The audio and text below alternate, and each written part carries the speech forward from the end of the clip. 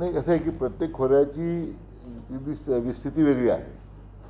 आज मुळातच गोदावरी खोऱ्याच्या असणाऱ्या पाण्याच्या मर्यादा लक्षात घेऊन आपल्याला आहे मी म्हटलं, पण आज त्या पाण्यामध्ये कसं आपल्याला अधिक सिंचन वाढवता येईल, बिगर सिंचनाचे पाणी जे आपण शहरांना पाणी द्यायचं मान्य केलं, तिथं कशा पद्धतीने पाण्याचं आपल्याला पाणी वाचवता येईल, हा पाईपलाईनचा कन्सेप्ट त्यासाठी पुढे आलेला आहे. जी आता 55 TMC पाणी गोदावरी खोऱ्यात आणायचा जो मुद्दा आहे, तर त्यासाठी स्वतंत्र आता एक कमी पराग मंत्रिमंडळानं एक सल्लागार नेमून 64 कोटी रुपये त्याला आपण मंजुरी केल्या.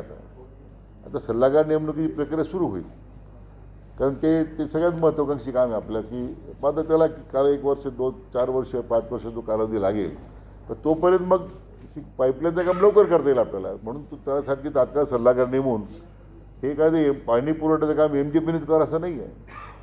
आपल्याला जे सिंचनाचं पाणी जर आपल्याला वाढवायचं असेल तर हे पाणी 40% जरी बचत करू शकलो आपण, ह्या प्रवाहातून हे सगळे नगरपालिका ग्रामपंचायतचे तळे भरायचे, हे पाईपलाईने जर भरू शकलो आपण, तर आपण सिंचनाला पाणी जास्त उपलब्ध होईल. दोन्ही गोष्टी आता हे प्राथमिक फक्त अंदाज आहे. हा प्रत्यक्ष ज्यावेळी अहवाल तयार होईल त्यावेळी माहीत नाही वस्तुस्थिती काय समोर येते. ह्या कोल्हापूरमध्ये लॅम्बोर्गिनी गाडी आली, आमचं त्यावेळी आढावा बैठक सह्याद्री अतिथीगृहावर सुरू होती. म्हणजे लॅम्बोर्गिनीत कोण आलं, काय आलं माहिती न घेता कोणीतरी म्हटलं म्हणून लगेच ती विखे पाटलाकडे आली असं विनाकारण ते बातमी चालवली गेली. मी या मंत्रालयातील सुरक्षा अधिकाऱ्यांकडे आता पत्र दिलं आहे की त्याची चौकशी तरी करा की कोणी अपप्रचार केला. लॅम्बोर्गिनी गाडी आली आणि मला वाटतं मंत्रालयात एवढ्या गाड्याच असतात, विखे पाटलात फक्त गाडी आली म्हणून लगेच चर्चा होते. केवळ मग याचा राजकीय हेतू असला पाहिजे, वेगळं काय. मला वाटतं त्या दृष्टीने त्यात काही तथ्य नव्हतं, पण माझ्या इतक्या वर्षाच्या साधारण जीवनामध्ये असा कधी प्रकार घडला नाही की पहिल्यांदा गाडी येते, त्या काळ्या काचा आहेत, मग त्यात कोण होतं. मग मला वाटतं ज्यांनी बातमी दिलेली आहे त्यांनी ते काळ्या काचा खाली करून बघायला पाहिजे होतं. उर्वरित पारसुद्धा असली शक्यता नाकारता येत नाही. प्राधान्यानं या सगळ्या आजच्या मर्यादित बैठकीमध्ये या सगळ्या गोष्टीचा विचार आमचा हाच होता की शेतीचं पाणी कमी करून बिगर सिंचनाचं आरक्षण वाढलं गेलं आहे आणि त्याच्या प्रमाणामध्ये मग कालव्यावरच्या सिंचनाला परिणाम झालेला दिसतो आहे, नदीवरसुद्धा त्याचा परिणाम झालेला दिसतो आहे. म्हणून हे आपल्याला याचं हे चित्र बदलावं लागेल. आता बिगर सिंचन आरक्षण फक्त पाण्याची वारेमाप उधळपट्टी करायची आणि त्यासाठी बिगर सिंचन आरक्षण आम्हाला वाढवा हे काय चालणार नाही. म्हणून माझं प्राधान्य राहणार आहे की जे शेतीचं पाणी कमी करून बिगर सिंचन वाढलेलं आहे त्याला आता काही मर्यादा आहेत, काही मर्यादा घालाव्या लागतील आणि बिगर सिंचनाला आरक्षण केलेलं पाणीसुद्धा काही त्याच्यातून आपल्याला उपाययोजना करून सिंचनाकरता पाणी वाढवता येईल का शेतीला, तो विचार आता मी करायचा निर्णय केलेला आहे. असं त्यातून मग ही आता कारवाई सूचना मी दिलेल्या आहे. खरंच केलं आपण ना. पालकमंत्र्यांच्या अध्यक्षतेखाली जी पाणी त्या पालकमंत्री नसताना जलसंपदा खात्यामंत्री अध्यक्षाखाली बैठक होती, झाली असती. ते आज पूर्ण नियोजन झालेलं आहे. तर पालकमंत्र्यांची जी उपस्थित झाल्यानंतर मग पालकमंत्री घेतात. आज ते नसल्यामुळे जलसंपदा मंत्र्याकडे ते अधिकार आहेत आणि जिथे एकापेक्षा जास्त जिल्ह्यामध्ये पाणी वाटप करावं लागतं तिथं मग जलसंपदा मंत्र्याला निर्णय करावा लागतो. क्लस्टर मॅनेजमेंटच्या माध्यमातून, कारण उद्या पाण्याचा फुगवटा वाढला गावात धोका होऊ शकतो, म्हणून माननीय जिल्हाधिकारी महोदयांनी मी आता सूचना केल्या. त्यांनी आणि मुख्य अभियंत्यांनी बसून मला वाटतं मेकॅनिकल विभागाची मदत घेऊन सगळं पाणी काढावं आणि ते कायमस्वरूपी उपाययोजना काय करता येते. म्हणजे पुण्यात काही प्रयत्न झालेत, त्यांचा काही माहिती घेऊन त्याबद्दल कारवाई करण्याची सूचना दिलेल्या आहेत. पण आपण फक्त नाशिक जिल्ह्याअंतर्गत जे गोदावरी समोरले जे गाव आहेत किंवा ज्या 3-4 धरणाच्या कमांडमधली जे क्षेत्र आहेत, मग हे नगर जिल्ह्याचं क्षेत्र येतं, काही येतं आहे मॅक्झिमम नाशिक जिल्ह्यात, पण नगर जिल्ह्यात उजवा डावा कालवा गोदावरीचा आहे, प्रवाह क्षेत्र नदीचं आहे ते याच्यापर्यंत जातं आहे, नांदूर मधमेश्वरपर्यंत डावा उजव्या कालवा आहे. नंतर खालचेही गावं आहेत, कोपरगाव तालुक्यातली गावं आहेत, काही राहता तालुक्यातली गावं आहेत किंवा मग आता खाली वैजापूर गंगापूर तालुक्यातली गावं आहेत, मला वाटतं नेवासा तालुक्यातली गावं आहेत, काही शेवगाव तालुका आहे. नदीच्या प्रवाहामध्ये असणाऱ्या गावांचा सुद्धा विचार करावा लागेल. म्हणून निदान ह्या जुन्या सिस्टीममध्ये उपलब्ध पाणी आहे. मी म्हटल्याप्रमाणे याचा जरी आपण स्वस्त सिस्टीम इम्प्रूव्हमेंट करू शकलो, कालव्याचं लाईनिंग करू शकलो, पाईपलाईन करू शकलो, तर आपल्याला पाणी अधिक उपलब्ध होईल असं मला वाटतं प्राथमिक. आता तो प्रत्यक्ष ज्यावेळी तज्ज्ञ समितीचा रिपोर्ट येईल, आता 21-22ला आमची बैठक आहे, तिथं मी त्याला मंजूर देऊन टाकतो, म्हणजे मग कामाला सुरुवात करता येईल लागेल. आणि मग आपण जे मुद्दा उपस्थित केला आहे 65-57, पण त्यावेळीसुद्धा आपण चर्चा करू. मान्य करतो मी, कारण काय की फक्त पाणी सोडणे आणि आवर्तन देणे याच्यापर्यंत मी गेलोच नाही कधी, हे चित्रजित साज. यासाठी अतिशय सुदैवानं आज गोदावरी खोऱ्याच्या पाणी उपलब्धी संदर्भामध्ये आता कार्यवाही सुरू आहे. त्याचवेळी त्याच प्रकल्पामध्ये याचा समावेश करता येईल का, याला स्वतंत्र निधी उपलब्ध करता येईल का, निधी उपलब्ध करण्यासाठी सुद्धा आम्ही एक स्वतंत्र त्या बाबतीत विचार करतो आहे नव्यानं, की जे प्रलंबित कामं या सगळ्या कामांना पैसे देता येतील, कसे देता येतील. कारण शेवटी निधी मर्यादा आहेत, बजेटच्या मर्यादा आहेत, त्यात राहून हे काम होणार नाही लगेच. तर अन्यत्र स्रोत आपल्याला वयाचे निधी उभारण्याचे करावं लागतील. त्या दृष्टीने मी आता पहिल्याच टप्प्यामध्ये त्याला सुरुवात केलेली आहे. म्हणजे मग हे काम कालावधीमध्ये 20-25 वर्षे कामं चालू असतात.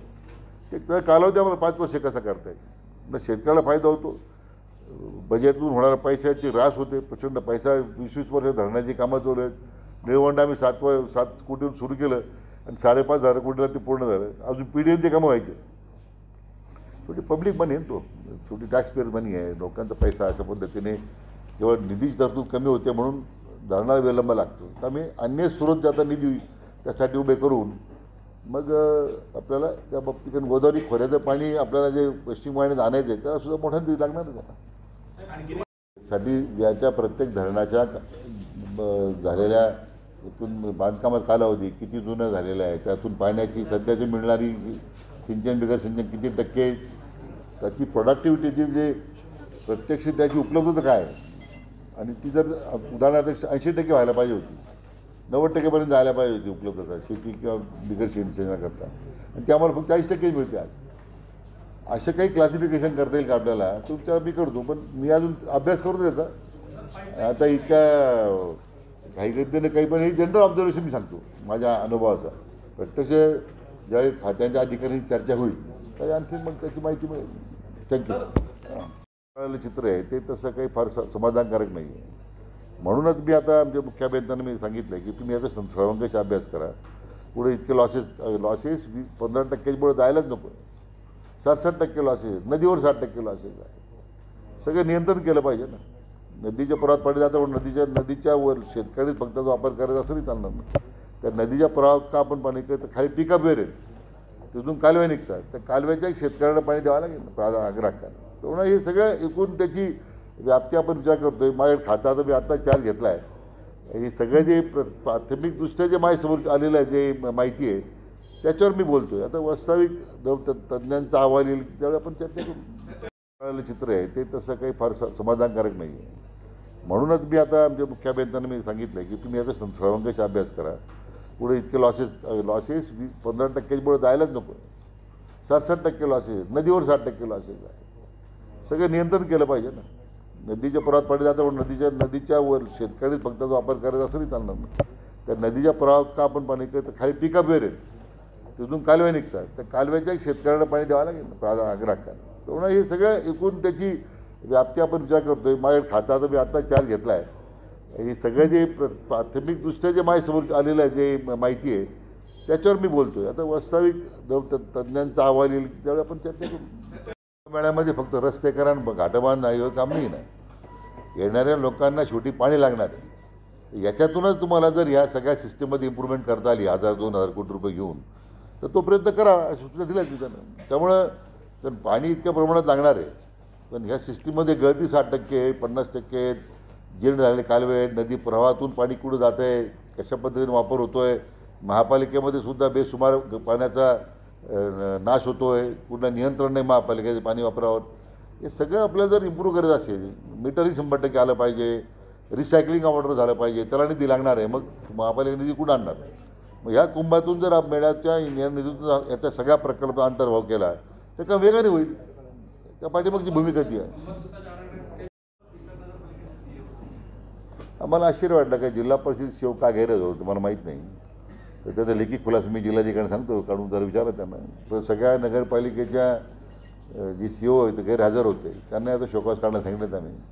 शेवटी असं आहे, त्यांच्या नगरपालिकेला पाणी पाहिजे आणि त्यांचं नियोजन काय आहे, काय नाही आहे, त्याची मागणी काय आहे, काही म्हणजे फार गांभीर्य नव्हतं, म्हणजे अतिशय दुर्दैव आहे. परंतु कारवाईच्या सूचना दिल्या आहेत, आम्ही शोकॉज दिलेत, आता पाहूया काय होतं ते. परंतु अधिकारी आता जलसंपदा खात्याच्या मात्र सगळ्या अधिकाऱ्यांना जे कालव्यावर आहेत, काम पाहतात, नियोजनामध्ये आहेत, 100% कालव्याचं पाणी असेपर्यंत त्यांनी कालव्यावर थांबलं पाहिजे या सूचना दिल्या आहेत. मध्ये 40% 60% पाण्याचा उपसा होतो, ज्याला नियमबाह्य उपसा आहे, नदीवरचा असेल, कालव्यावरचा असेल. आता मूळ तत्त्व काय आहे, टेलपासून भरणं सुरू व्हायला पाहिजे. इथं आता टेललाच पाणी जात नाही, काही 2-3 याच्या संदर्भात माहिती घेतली. तर मग त्या टेलच्या शेतकऱ्यांनी काय करायचं, जो मूळ तत्त्व कोणत्या पाणी वाटपात टेल टू हेड आहे, तर त्याबद्दल आता सूचना दिलेल्या आहेत. आणि मग हा पाण्याचा बेकायदेशीर उपसा थांबवला पाहिजे.